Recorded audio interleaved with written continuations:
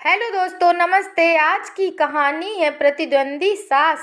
तान्या अपनी सास को अपना प्रतिद्वंदी क्यों समझती थी। टेम्पू दरवाजे पर खड़ा था, सामान बंधा हुआ तैयार रखा था। विक्रम अपने कमरे में खड़ा उन यादों को समेट रहा था जो उसके बचपन की अनमोल निधि थी। विक्रम के 5 वर्षीय बेटे शौर्य ने इसी कमरे में बैठना, खड़े होना और फिर अपनी दादी की उंगली पकड़कर पूरे घर में घूमना सीखा। विक्रम की पत्नी तान्या एक कंपनी में काम करती थी।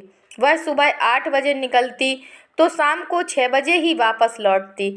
ऐसे में शौर्य अपनी दादी के हाथों ही पला बढ़ा था।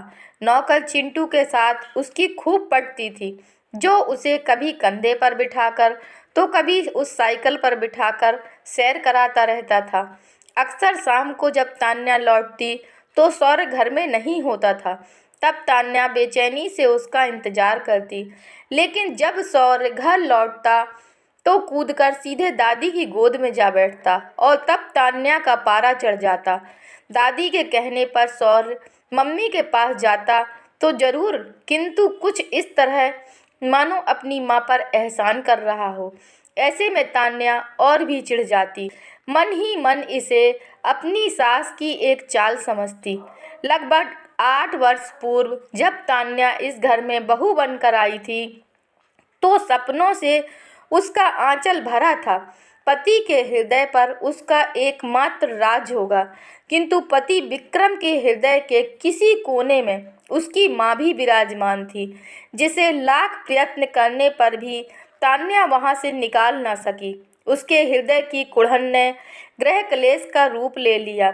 विक्रम आपसी रिश्तों को शालीनता से निभाने में विश्वास रखता था।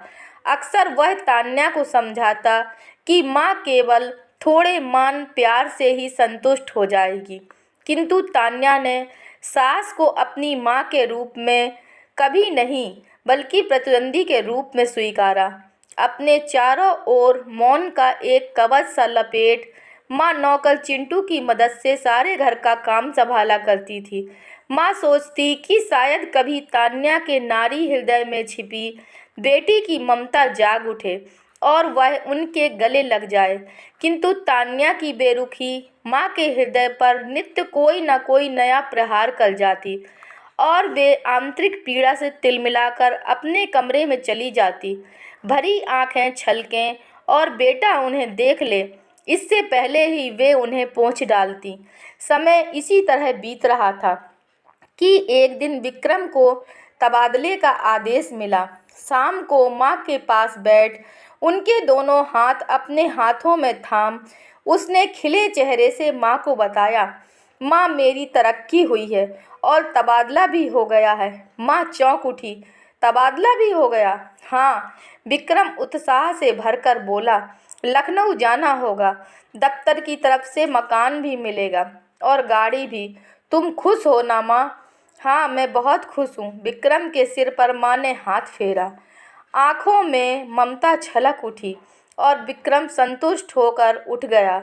किंतु शाम को जब तान्या ऑफिस से लौटी तो यह खबर सुनकर झुंझला उठी। क्या जरूरत थी यह प्रस्ताव स्वीकार करने की? मेरी नौकरी भी अच्छी चल रही है, वह छोड़नी पड़ेगी। तुम्हारी तनख्वाह जितनी बढ़ेगी उससे कहीं ज़्यादा नुकसान मेरी नौकरी छूटने का होगा। पर्स वहीं मेज पर पटक परेशान सी तान्या सोफे पर ही पसर गई। थोड़ी देर बाद चिंटू चाय ले आया। माँ को चाय दी? विक्रम के पूछने पर चिंटू बोला, जी साहब, माँ जी अपनी चाय कमरे में ले गईं। सुन चिंटू, तान्या बोल उठी, साहब की बदली लखनऊ हो गई है, तू चलेगा ना हमारे साथ? सौर तेरे बिना नहीं रहेगा। साहब लखनऊ जा रहे हैं? चिंटू का चेहरा उतर गया। फिर मैं क्या करूँगा? मेरे घरवाले मुझे इतनी दूर नहीं भेजेंगे। तेरी पगार बढ़ा देंगे, फिर तो भेजेंगे ना तेरे घरवाले। नहीं भाभी जी, पगार की बात नहीं है, मेरी माँ भी बीमार रहती है। ऐसा क्यों नहीं कहता कि तू ही जाना नहीं चाहता? तान्या गुस्से में वहाँ से उठ गई। फिर अगले कुछ दिन बड़ी व्यस्तता के बीते। विक्रम को जल्दी ही लखनऊ पहुंचना था।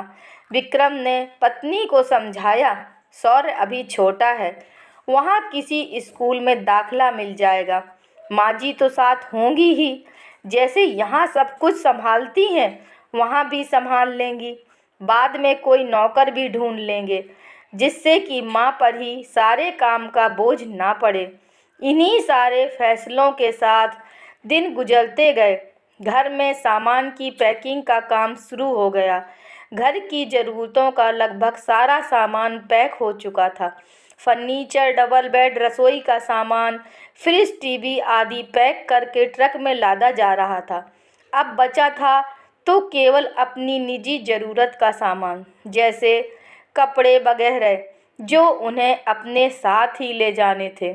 विक्रम माँ के कमरे में गया और बोला, लाओ माँ, तुम्हारा सामान मैं पैक करता हूँ।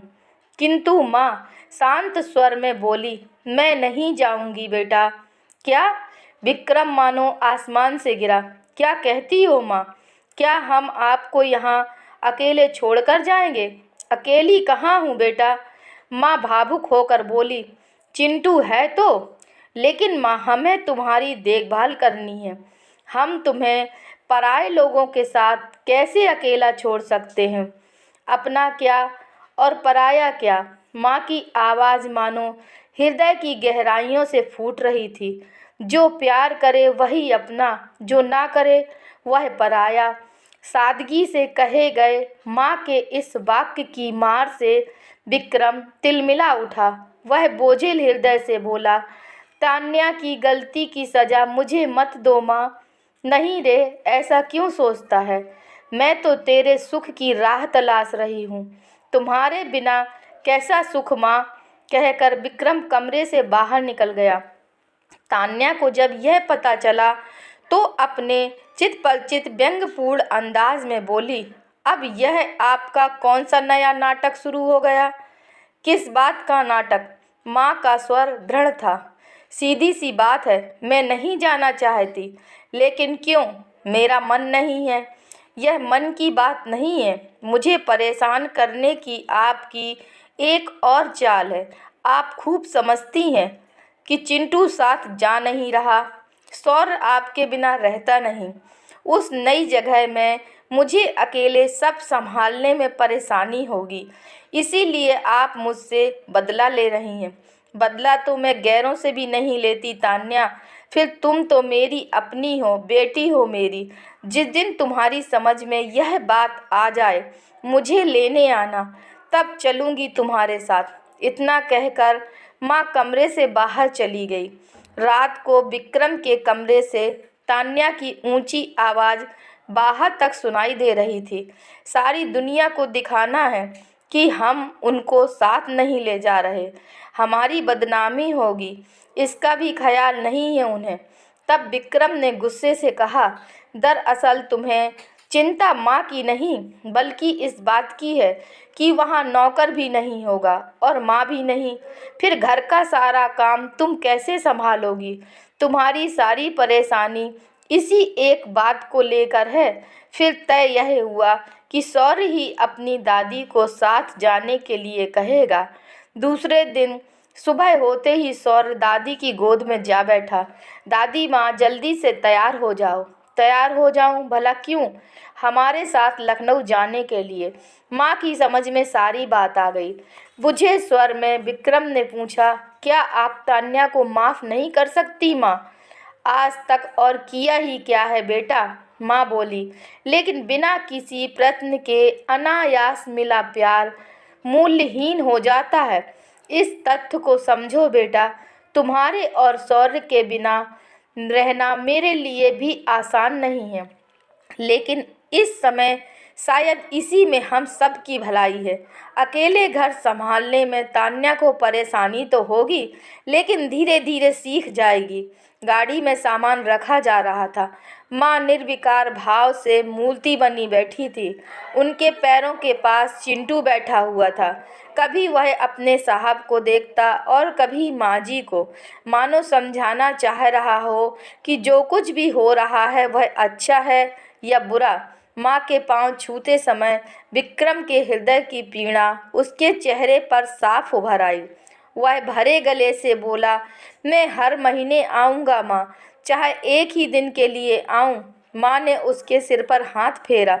तुम्हारा घर है बेटा, जब जी चाहे आओ, लेकिन मेरी चिंता मत करना। तभी माँ के पैरों के पास बैठा चिंटू उठकर विक्रम के सामने आ गया और दोनों हाथ जोड़कर बोला, आप माँ जी की चिंता ना करें साहब, मैं हूँ ना, सब संभाल लूँगा। आप हर महीने खुद ही आकर देख लेना। एक भरपूर नज़र चिंटू पर डालकर विक्रम सोचने लगा कि जो काम मुझे करना था वह काम एक नौकर कर रहा है। उस समय तान्या विक्रम की नज़र में बहुत छोटी हो गई, क्योंकि विक्रम जानता था कि माँ तान्या के सुख व्यवहार के कारण ही उनके साथ लखनऊ नहीं जा रही है। दोस्तों, अगर यह कहानी आपको पसंद आई है, कृपया लाइक कीजिए, शेयर कीजिए और चैनल पर नए हैं चैनल को सब्सक्राइब कीजिए। धन्यवाद।